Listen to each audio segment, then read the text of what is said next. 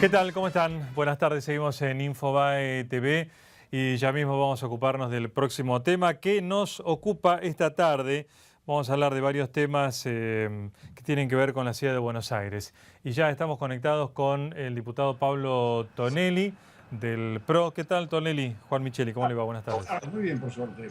Me alegro. Gracias por atendernos. Y quería preguntarle, estuve leyendo en su historia, digamos, política o trabajando en política, que desde los años 80 ya trabajó como asesor en la provincia de Buenos Aires.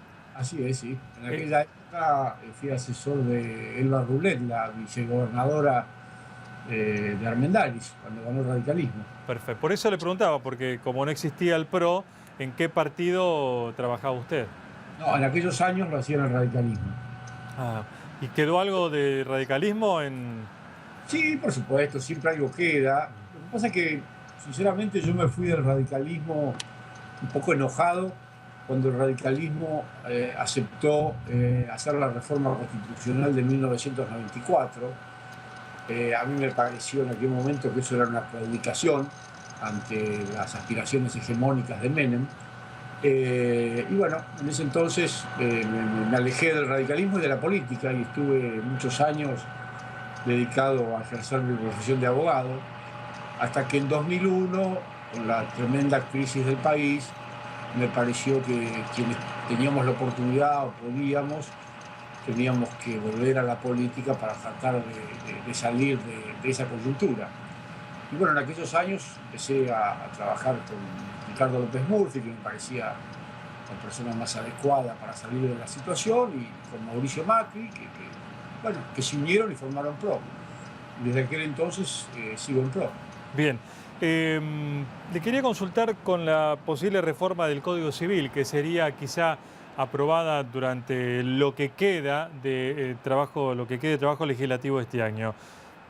Ya la diputada Carrió dejó trascender, más que trascender, ha hecho énfasis en que esta reforma del Código Civil tendría o sería como la contracara de un acuerdo con la Corte y el Gobierno. ¿Usted qué cree al respecto? Bueno, yo la verdad que no he escuchado eso, la verdad que no tengo elementos de juicio como para sostener tal cosa. Hay algunos hechos objetivos que son ciertos, es decir, la comisión redactora de este proyecto de Código Civil estuvo presidida por el titular de la Corte, Ricardo Lorenzetti, y también integrada por una jueza de la Corte, que es Elena Hayton. Ahora, de ahí a que haya un pacto entre el gobierno y la Corte, la verdad, no estoy en condiciones ni de afirmarlo ni de negarlo. ¿Y apoya la reforma del Código Civil tal cual está? No, tal cual está, no. Yo tengo bastantes observaciones y bastantes discrepancias con el código. ¿Pero usted Hay a título personal o el PRO? No. Más allá de las que yo tengo a título personal, también el PRO está de acuerdo conmigo en esto. Es decir, yo no soy un francotirador, ¿no? Nosotros, por ejemplo, vemos con preocupación una cierta relativización del valor de la propiedad privada, del valor de los derechos adquiridos, de la obligatoriedad de los contratos. De la misma manera, nos preocupan algunos aspectos vinculados a los temas de familia, como la fertilización asistida, o la subrogación de vientres, o la fertilización post-mortem.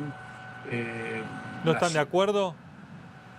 No es que no estemos de acuerdo, por ejemplo, son todos temas diferentes. Respecto a la fertilización post-mortem, claramente no estamos de acuerdo, yo particularmente no lo estoy. Me parece que condenar a un chico a nacer huérfano es algo grave y que no debería ocurrir.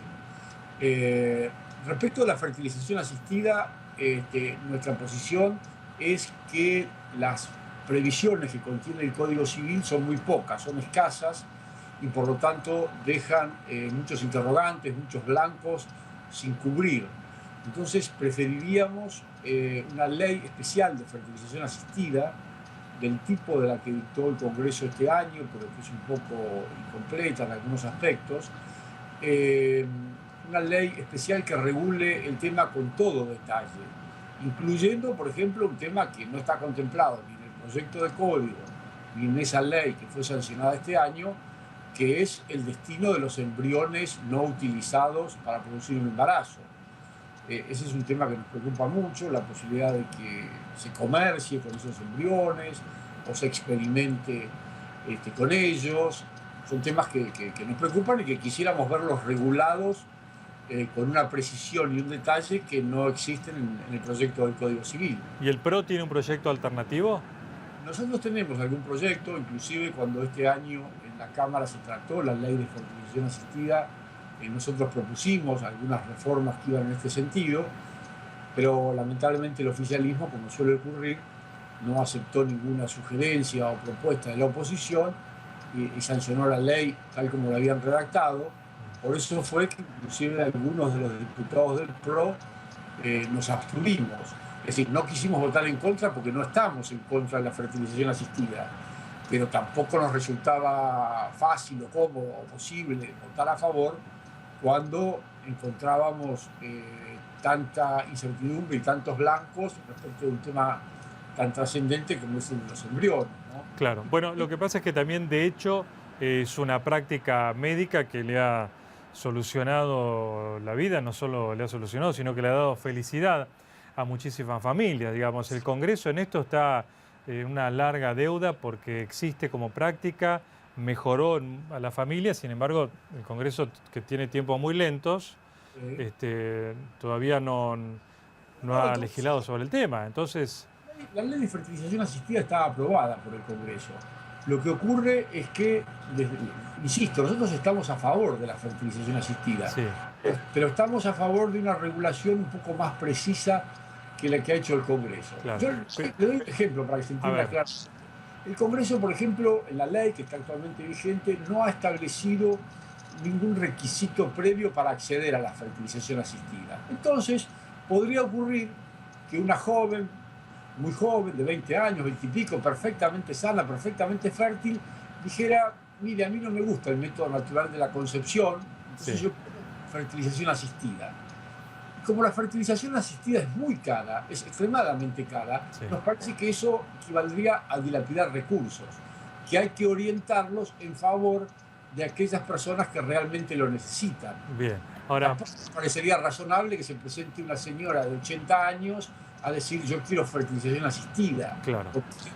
No nos parece razonable. Entonces, bueno, hay una serie de precisiones y de limitaciones que a nuestro modo de ver deberían estar presentes en la ley, que no estaban, y por eso fueron nuestras discrepancias. Pero entonces, a ver, para aclarar y cerrar este punto particular, ¿habría una contradicción entre la ley de fertilización asistida y la reforma del Código Civil, si se aprueba el Código Civil tal cual está? No es que haya una contradicción. El problema es que el Código contempla la fertilización asistida en unos muy pocos artículos que apenas cubren lo mínimo indispensable y faltan precisar otros muchos temas que no están precisados y que a nosotros nos preocupan, como por ejemplo el de los requisitos para acceder. Sí. Es decir, nosotros creemos que al menos hasta que la fertilización asistida sea un tratamiento más barato y más accesible para los hospitales públicos, para las obras sociales, etcétera, sería bueno que accedieran a ello, al tratamiento, mujeres con un previo diagnóstico de infertilidad. Bien. No simplemente cualquiera que tenga ganas de hacerse un tratamiento de fertilización asistida. Bien. Usted, cambiando de tema, ha presentado, leí que tiene presentado un proyecto de boleta única, ¿verdad? Hace mucho tiempo. Creo que fue el primer proyecto que hubo en el... ¿Por qué no se propone para la ciudad de Buenos Aires? Hay un proyecto que elaboró el Ministerio de Gobierno de la Ciudad de Buenos Aires, sí, que inclusive tiene ingreso en la legislatura. Lo que pasa es que no ha sido tratado porque no ha habido el necesario acuerdo y consenso entre los legisladores para tratarlo, del mismo modo que nos pasa eso en el Congreso de la Nación. Pero en el Congreso de la Nación, obviamente, el kirchnerismo viene hablando del tema hace 10 años por lo menos. Sí. Pero bueno, ahí no, pero en la legislatura porteña, ¿tienen ustedes la base de legisladores para avanzar con ese proyecto? Pero nosotros en la legislatura no llegamos a tener la mayoría. La mayoría serían 31 legisladores y nosotros actualmente tenemos 26. Sí. Además, de acuerdo con la Constitución de la Ciudad de Buenos Aires, los proyectos de índole electoral necesitan ser aprobados por una mayoría agravada, que es superior a la mitad más uno, Por lo tanto, para que esos proyectos prosperen, hace falta un acuerdo bastante amplio de los distintos bloques políticos que integran la legislatura. Y ¿Pero el bueno, bloque del PRO quiere avanzar con esto? nosotros estamos de acuerdo con la boleta ¿Y única. quién se opone? Bueno, la verdad que no estoy exactamente seguro. Los kirchneristas, los diputados del Frente para la Victoria, que tanto se oponen a la boleta única en el Congreso Nacional, también se oponen a la boleta única en la legislatura. Respecto de los demás bloques, la verdad que no le podría dar con absoluta precisión el detalle de cuál es su posición. Digo, para ir a convencerlos, para saber quiénes son. Bueno, en definitiva, yo lo que le aseguro es que los legisladores del Frente para la Victoria están en contra de la boleta única, tanto en el Congreso Nacional como en la legislatura. De modo que por allí se podría perfectamente empezar. Estaba pensando también, usted que viene del radicalismo y ahora está en el PRO, está claro que quizá el radicalismo en sus orígenes tuvo aquella incipiente clase media de principios de siglo que logró avanzar sobre el conservadurismo. Y el peronismo hizo una base de seguidores, de militantes, una base sindical, ¿no? Una fuerza laboral importante, de hecho era el Partido Laboralista. En el caso del PRO, ¿cuál diría usted que es la base electoral del PRO? ¿Quién le integra? Bueno, en principio... No tiene el PRO una base sindical. No, pero tampoco dejamos de tener trabajadores enrolados en el PRO. Digamos, que yo sepa, no hay sindicatos que orgánicamente e institucionalmente se manifiesten partidarios del PRO, pero sí hay muchos trabajadores. El PRO empezó con una gran adhesión de sectores independientes, sí. De gente que no tenía preferencias marcadas o definidas por el peronismo o por el radicalismo, pero se ha ido agrandando, se ha ido ampliando, si no, de otra manera no podríamos haber ganado las elecciones en la ciudad de Buenos Aires como lo hemos hecho. Y hoy por hoy al PRO, al menos en la ciudad de Buenos Aires, que es donde tenemos datos más concretos, lo vota muchísima gente que es de origen radical o que en otras oportunidades ha votado el radicalismo, y gente del peronismo que en otras oportunidades ha votado el peronismo. Inclusive hay muchos dirigentes de nuestro partido que son de origen peronista. Diego Santilli es de origen peronista, Cristian Rotondo es de origen peronista, y así como ellos hay muchísimos dirigentes más del PRO que vienen del peronismo, del radicalismo o de distintos partidos. Y también tenemos muchísima gente que se acercó al PRO como su primera incursión en la política, de modo que carecen de un antecedente partidario. Claro, y digamos, no le interesaría al PRO, digamos, porque, insisto con esto, no hay un acuerdo, una alianza a nivel sindical o gremial o laboral que en general en los partidos políticos le aportan una gran masa de votantes. Sí, yo le soy sincero, a mí la adhesión orgánica de los sindicatos a un determinado partido político no me parece que sea valiosa ni mucho menos necesaria.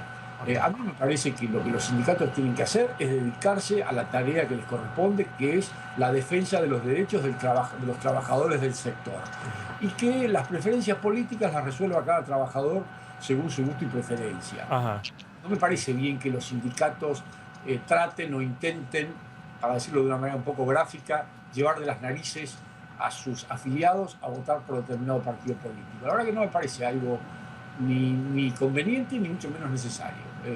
Prefiero que a la hora de definir las preferencias políticas, cada trabajador, sea del sindicato que sea, las defina con independencia y de acuerdo con sus propios criterios y no con el criterio de los dirigentes del sindicato.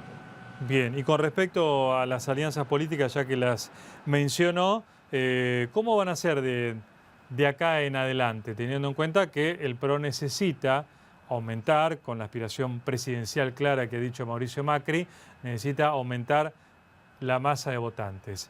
¿Cómo lo harán con otras fuerzas políticas? Del mismo modo que lo hemos hecho hasta ahora, conversando con todos, hablando con todos, haciendo alianzas en los casos que ello ha resultado posible, pero por sobre todas las cosas tratando de convencer a los electores de que nuestra propuesta es la más adecuada, es la más razonable para la situación del país. Pero nosotros siempre hemos sido muy dialoguistas, siempre hemos estado muy abiertos al diálogo, tenemos acuerdos, tenemos alianzas con los partidos políticos, y lo que vamos a tratar de hacer de aquí a 2015 es incrementar esas alianzas hasta donde sea posible. Bien. Un tema del que no se habló en la campaña, otra vez nos hicieron lo mismo, ¿eh? No digo usted y todos los partidos en general. Termina la campaña y viene un aumento de algo. Termina la campaña, viene un aumento del subte. Está bien, no lo iban a decir antes, obviamente. No, pero fíjese Pero una es cosa. un clásico, ¿eh? No, pero fíjese una cosa, el aumento de subte se resolvió en marzo de este año. Sí. Lo que pasa es que no se pudo poner en práctica hasta ahora porque hubo una medida judicial, una acción judicial en la cual se dictó una medida cautelar que impidió hasta ahora que el juez resolvió el tema y dijo que el aumento era válido y era correcto, ponerlo en vigencia. Pero la verdad es que el aumento se resolvió, se anunció y se hizo público en marzo de este año. Sí. Pero estuvo ahí solapado. Fíjese una cosa, los aumentos, el aumento del subterráneo se decidió en marzo. Los aumentos en algunas valuaciones a los efectos del pago del ABL se informaron cuando se envió el presupuesto de la ciudad a la legislatura. Todo lo cual ocurrió antes de las elecciones. A diferencia de lo que ocurrió, por ejemplo, en la provincia de Buenos Aires, donde el presupuesto se envió a la legislatura después de las elecciones, recién allí se comunicó el intento de aumentar algunos impuestos. Nosotros lo hicimos y lo informamos, o lo propusimos, porque en realidad la legislatura todo no lo aprobó, lo propusimos antes de las elecciones, de modo que en esto fuimos absolutamente transparentes. Sí, lo de la provincia es cierto. Gracias, Tonelli, por atendernos, muy amable. Bueno, gracias a ustedes. Bien, Pablo Tonelli, el diputado nacional por el PRO. Hasta luego. Muy bien, hasta luego, ya seguimos.